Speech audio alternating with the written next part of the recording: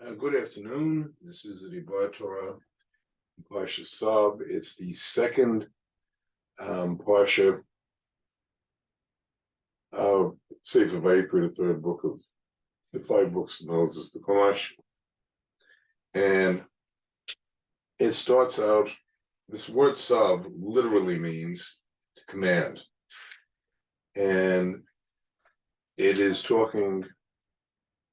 Moshe is telling Aaron and his sons of how one is supposed to execute different types of korbans, what's involved with them, sacrifices.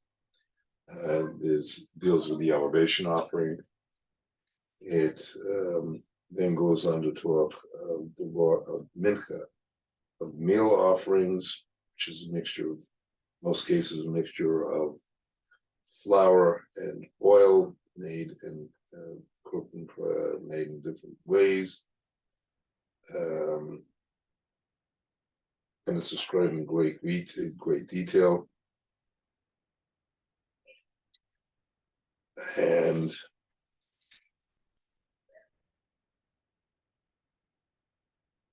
it then goes on to describe the korban of guilt offerings and the korban of zlakim Thanksgiving offerings, and then it goes on to discuss feast peace offering and different offerings. And after all those are described in instructions to Aaron, the Mishkan is then dedicated. Sanctuary is then dedicated. There's a whole procedure that Moshe is going to do under Hashem's instructions to purify both the Mishkan and to raise Aaron in a sense of level where they can make the sacrifices. And that is basically the Parsha. Now, it's interesting that this Parsha always comes out at the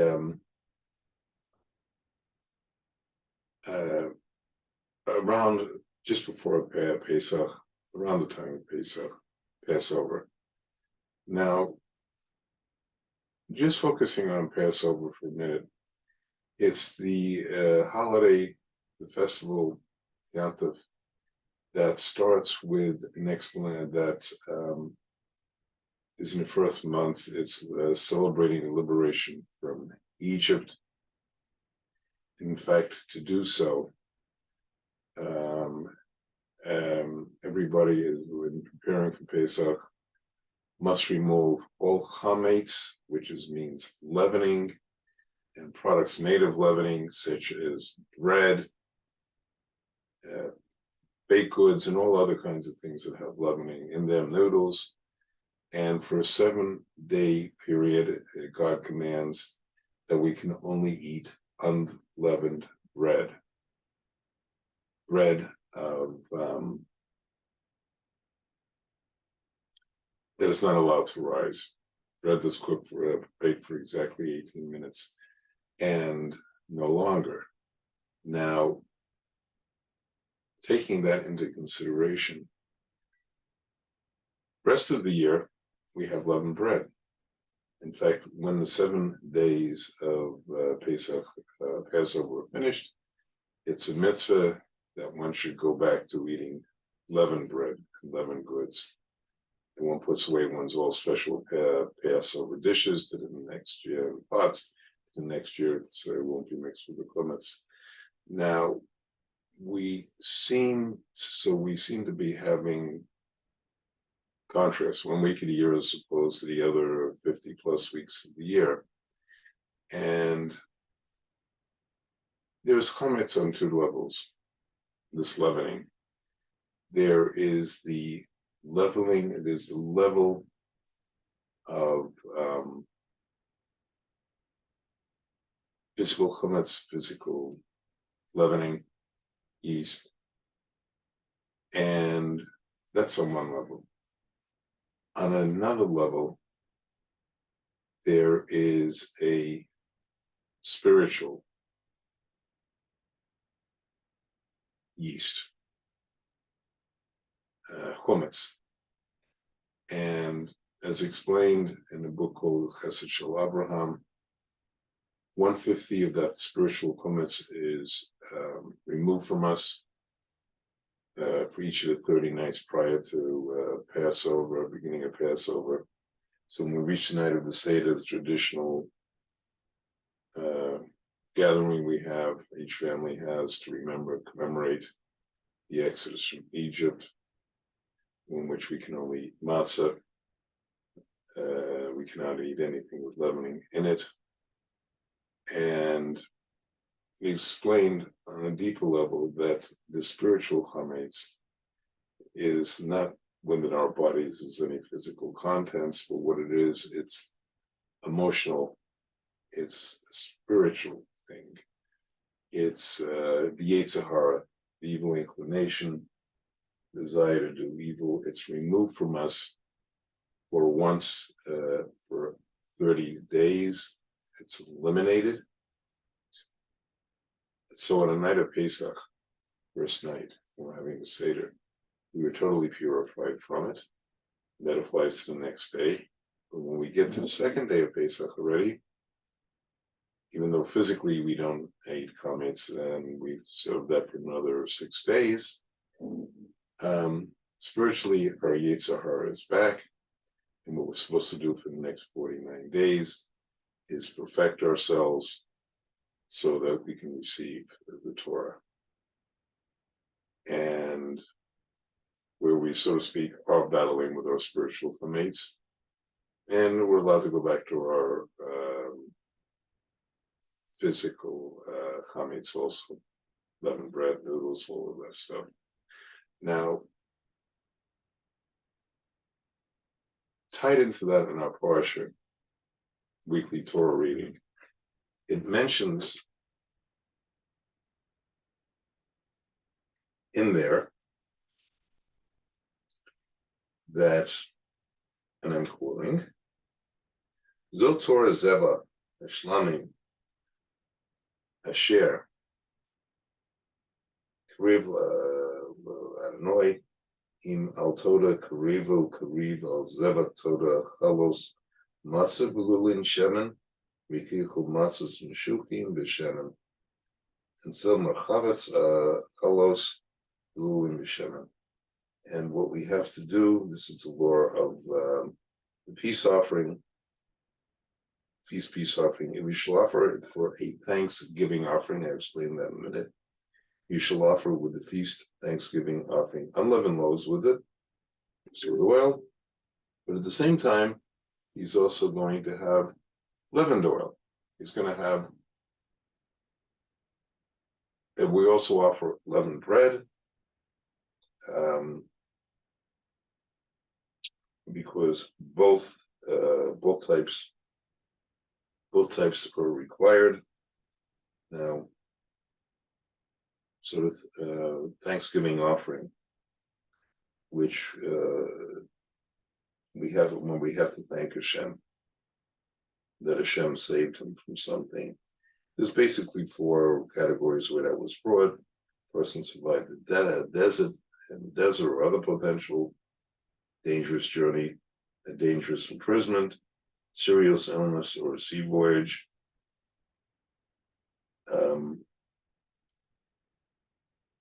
And we have to have both leavened and unleavened bread.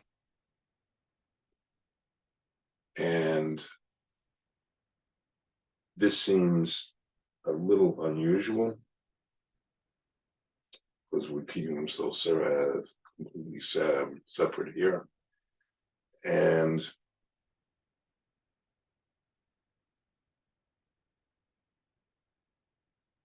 there is one explanation that's given, basically based on the Ramban, that I want to do with a very famous rabbi by Nachmanides from the 1300s in Spain.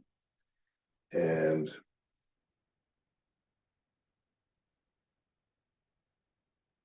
before getting to that, this is very different from when we normally offer a meal offering, because it's explained in chapter 2,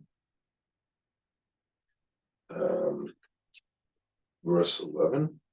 Kol mina mincha. This is mixtures of offerings of flour, often mixed with oil. Kol mincha asher tigru l'Adonai lo tisei chametz ki kol shora and lavash lo kitro menu isha l'Adonai.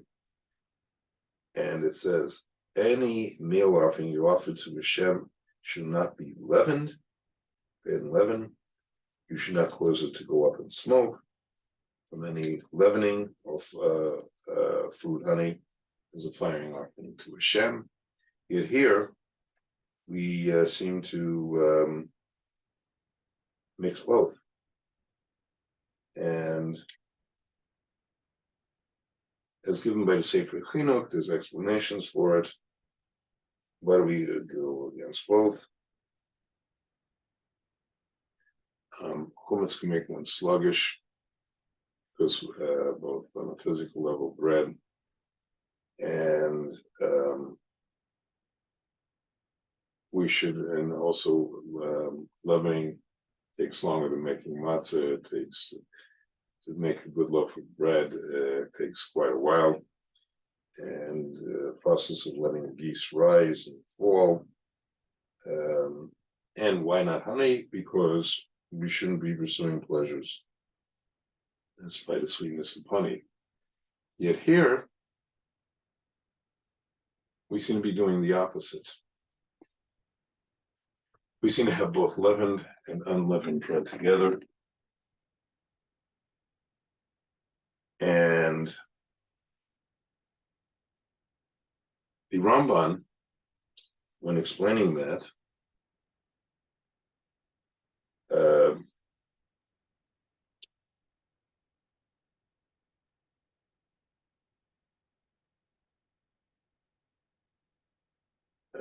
does not discuss,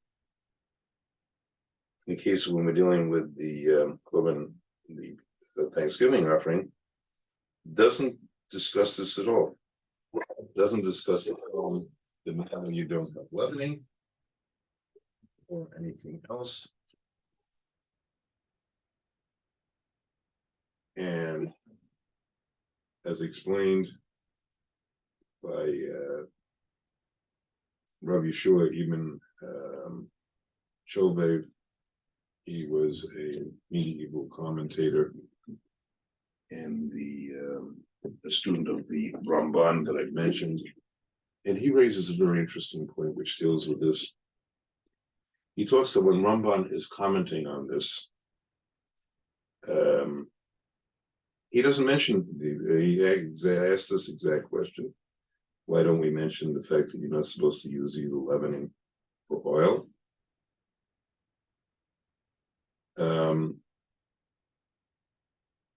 But instead, he's dealing with the fact that you need to offer both chametz, leavened bread, loaves, as well as matzah. And it's explained, it goes on to explain that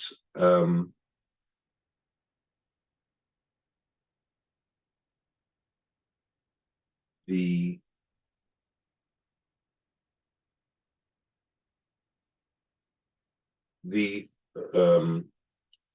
chametz represents rachamim, mercy.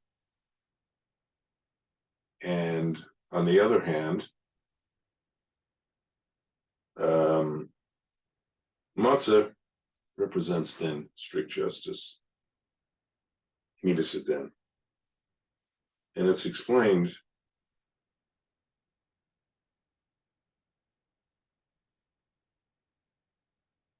that only that when Hashem created the world, the universe, the only way such a universe could exist, our universe, planet, is if both those qualities are combined. The Hashem originally God wanted to design a world on strict din, but that would not work.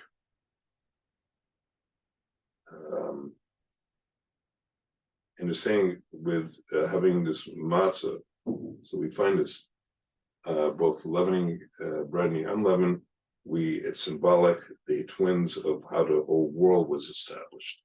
And that's why they're made together. And it's explained in the Zman of Mashiach after the ultimate redemption. He goes on to explain all the korbanot are going to be batul sacrifices, because an overwhelming majority are dealing when people have committed sins, either individually or the Bnei Israel collectively. But the one korban that will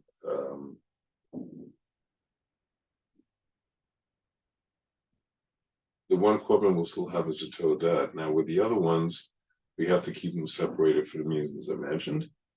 But here, having midas hadin and having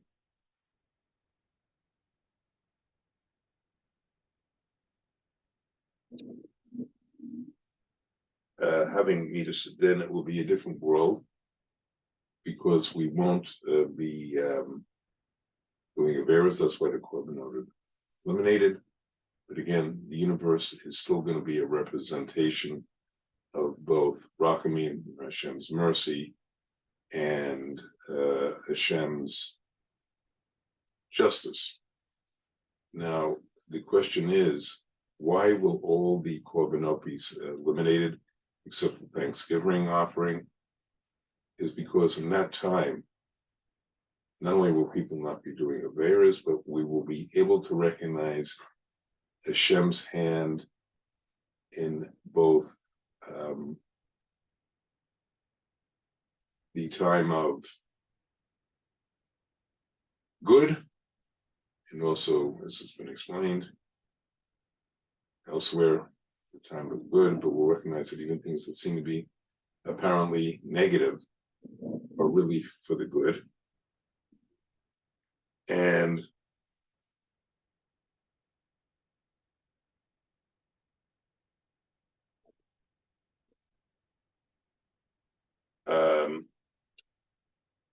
so taking that together, what are we dealing with here?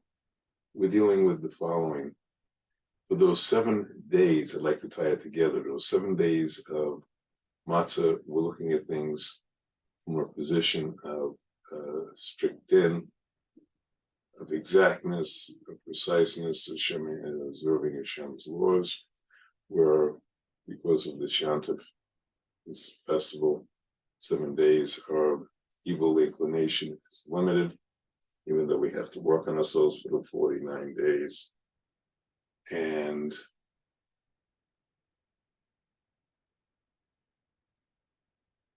at the rest of the time,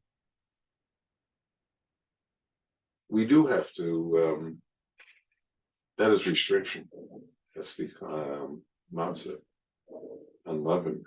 Now, when you have bread, it means now that you've gotten over the life, dangers to life, one can lead a more expanded life, one is no longer in fear. Now that has both its good side, that we can lead a full life, but again, there is a Yetzer Hara involved. And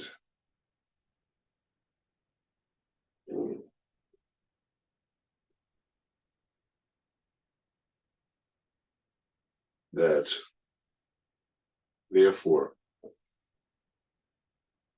and that culminates in the holiday of Shavuos, which is after 49 days. If we've taken that ability to lead the whole life, yet purify ourselves in the big, more challenging world of Chametz, so to speak, of being out there in the world, we then do bring the korban, because it's a time of Matan Torah, receiving the Torah.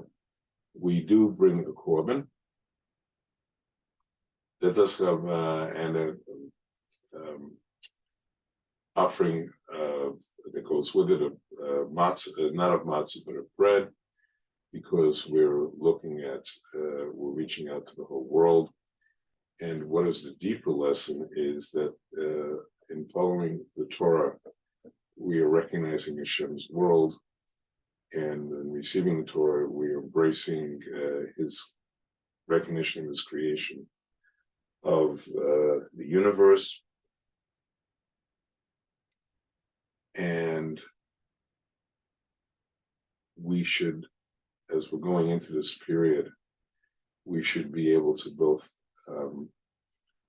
deal with the Chametz, so to speak, physically, now go into a period of closeness to Hashem, 7 days of Pesach, and after that we should be able to expand into the outer world and use it to develop ourselves so that we can receive Matan Torah, receiving the Torah, giving of the Torah again, when we get to Shavuos, as we are working towards Pesach. I wish, with all the effort that's put into that, I wish everybody a good Shabbos and the Shabbat Shalom.